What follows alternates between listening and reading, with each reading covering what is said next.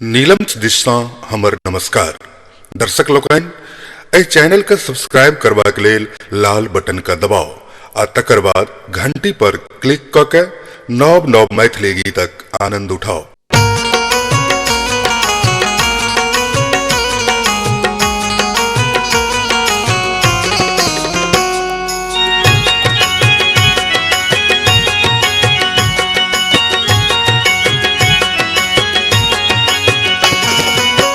संगी सब हक लोक बसैये, संगी सब हक लोक बसैये, जरल छे हमर कपार ये भोज करुने जोगार। पैर जेते फेर अतिचार ये भोज करुने जोगार।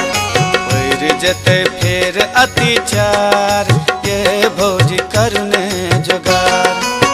संगी सब हक लोक बसैये, संगी सब हक लोक बसैये, जरल छे हमर कपार ये भोज करुने जोगार। पैर जेते फेर अतिचार ये भोज करुने जोगार। पैर जेते फेर अतिचार ये भोज करुने जोगार।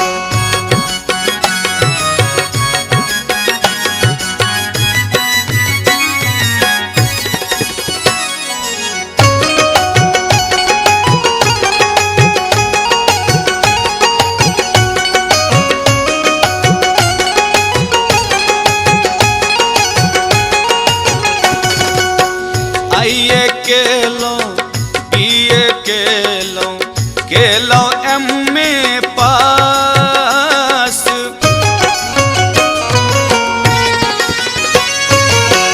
आइए केलो B.A. केलो एम.ए.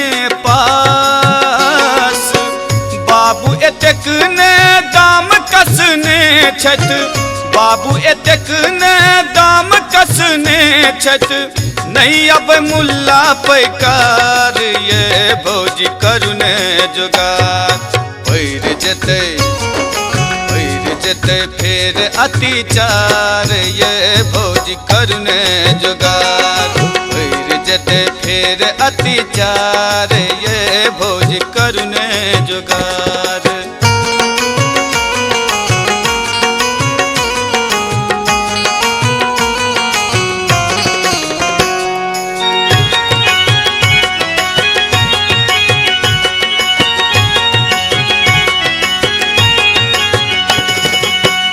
आसिन बीतल कार्तिक बीतल, बीतल पूसक जार।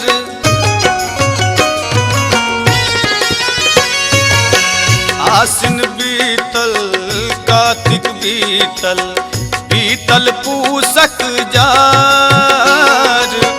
छोड़ी अहाँ के ककरा कहबै, छोड़ी अहाँ के ककरा कहबै, लग गल प्यार के बुखार ये भोज करुने जोगार।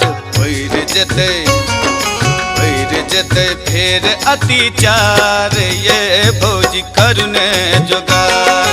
पैर जेते फेर अतिचार ये भोज करुने जोगार।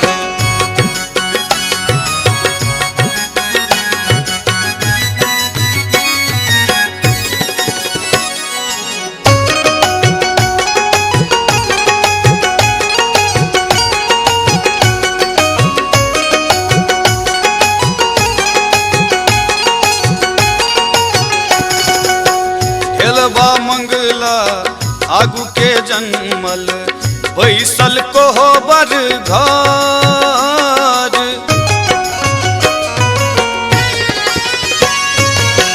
हेलबा मंगला आगू के जन्मल, बैसल कोहबर घर। दिलीप दरभंगिया कोना के रहते, दिलीप दरभंगिया कोना कर रहते, भैया से करियो विचार ये भोज करुने जोगार। जते फेर अतिचार ये भौजी करुने जुगार होइर जते फेर अतिचार ये भौजी करुने जुगार संगी सब हक लोक बसैये संगी सब हक लोक बसैये जरल छे हमर कपार ये भौजी करुने जुगार होइर जते फेर अतिचार ये भौजी करुने जुगार होइर जते फेर अतिचार ये भौजी करुने जुगार होइर जते फेर अतिचार ये भौजी करुने जुगार होइर जते फेर अतिचार ये भौजी करुने जुगार।